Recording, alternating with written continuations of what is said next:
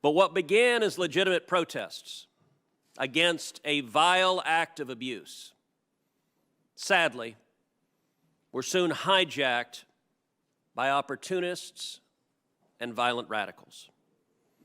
By early June, rioters had injured more than 700 law enforcement officers across the country and had murdered David Dorn, a retired officer who served St. Louis with honor for many years. They also damaged or destroyed countless buildings and businesses. In Minneapolis alone, more and more we're seeing signs that a significant portion of this violence, of this rioting, is not random, it's not spontaneous. Rather, it is coordinated and inspired by leftist, anarchist groups like Antifa, that will, without shame, exploit a national tragedy to attack American buildings, American homes, and American lives. This violence should be universally condemned. All 100 senators ought to come together and say, don't murder your fellow citizens, don't attack police officers, protect each other's rights. Instead of seeing leaders united, we're seeing too many local officials, mayors and governors, who've made a cynical decision that it's in their partisan interest to turn a blind eye to this violence, to turn a blind eye to the law enforcement officers being attacked on a nightly basis, and even worse than that, to demonize the police officers, to throw out terms like stormtroopers and Gestapo to describe federal law enforcement officers doing their jobs. Thank you, Mr. Chairman. Nobody is condoning violence against anyone, by anyone. This hearing is titled, quote, "The Right of the People Peaceably to Assemble, Protecting Speech by Stopping Anarchist Violence," end quote. But the hearing we should be having is one called "The Right of the People Peaceably to Assemble Without Being Beaten Up by Unidentifiable Federal Agents." That would address an actual problem lawful protesters are facing and the rest of us are seeing in this country. But by focusing only on anarchist violence, this subcommittee is furthering President Trump's efforts to distract us from the underlying issues that millions of protesters have been calling on us to address: the systemic racial injustice in our country. President Trump is deliberately trying to undermine the massive protests for racial justice by dismissing them as anarchists and Antifa.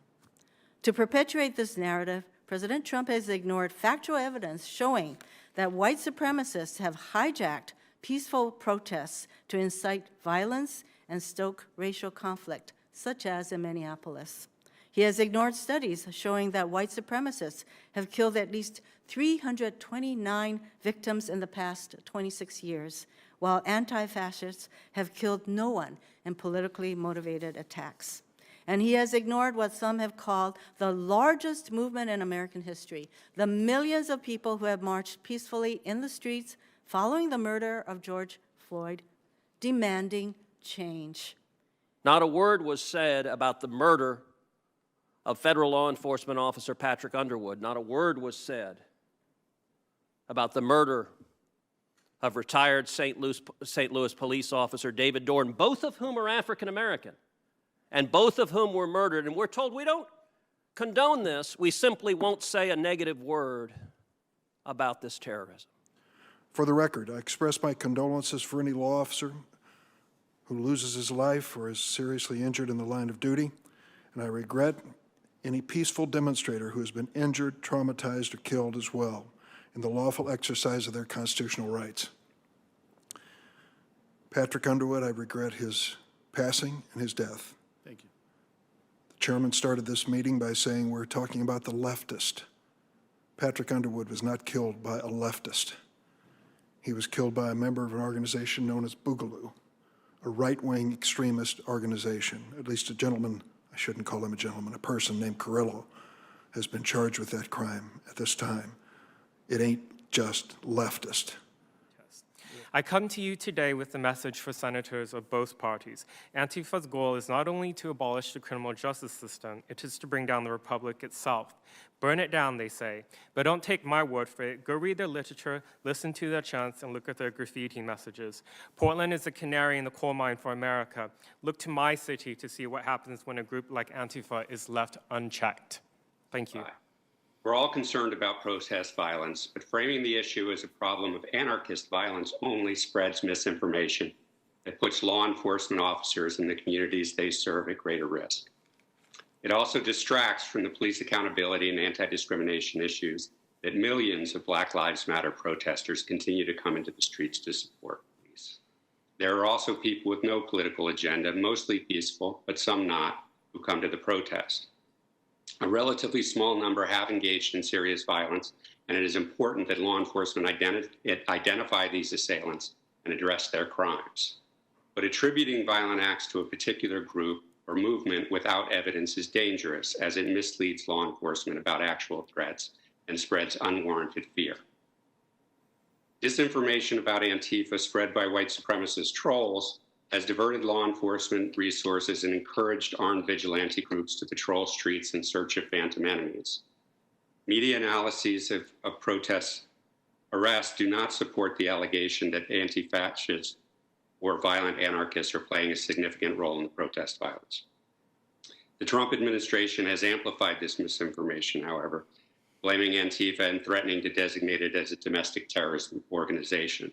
Antifa is not an organization, however, and there are no reported U.S. homicides resulting from anti-fascist actions for at least the last 25 years, so it would not be an appropriate target for such a designation. Misinformation in law enforcement intelligence doesn't just divert investigative resources, it potentially blinds them to real threats. 2 police officers have been killed and several injured by far-right Boogaloo adherents trying to trigger a civil war. 3 protesters have been killed in vehicle attacks. Law enforcement should focus on protecting against these deadly threats, not civil disobedience. I know that there are FBI special agents and other law enforcement agents who are focused on these groups and do the best they can. Unfortunately, as a matter of policy, far-right violence is deprioritized by the FBI and the Justice Department. Only more recently, at the beginning of this year, FBI Director Chris Wray finally said they were raising the prioritization of white supremacist groups.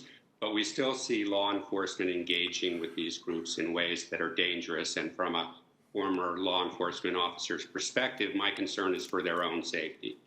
There is a long history of these groups targeting people in law enforcement. And unfortunately, that's what we saw in Oakland and Santa Cruz County, where a member of a far-right Boogaloo group, or members, engaged in deadly violence against police officers. Groups. I emphatically agree that white supremacists are ignorant, bigoted morons, and those who are violent should be criminally prosecuted and locked up for as long as humanly possible. And I will also note that I'm Cuban American, and white supremacists hate me too. But at the same time, it's fairly striking that elected Democrats want to ignore the violence of Antifa. They want to ignore the violence on the left, and they just scream white supremacists, rather than condemn violence from wherever it is coming. The 277 injuries of federal law enforcement officers in Portland are coming from the left, and not a single Democrat on this committee acknowledges that. David Dorn, African-American police officer, was murdered. Retired police officer in St. Louis, who is black, was murdered. Not a single one of the 7 Democratic senators who spoke at this hearing mentioned David Dorn's name. Patrick Underwood, another officer. Senator Durbin was the one Democrat who mentioned Patrick Underwood's name. Another black officer murdered.